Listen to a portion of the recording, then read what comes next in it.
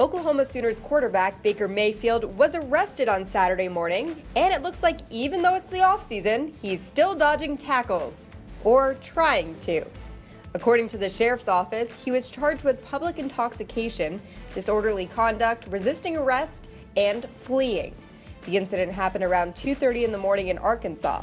According to the police report, Mayfield was asked to give a statement after a fight was broken up. That's when the quarterback started acting out, apparently covered in food and slurring his words as he proceeded to flee from police. He didn't get far before an officer tackled him.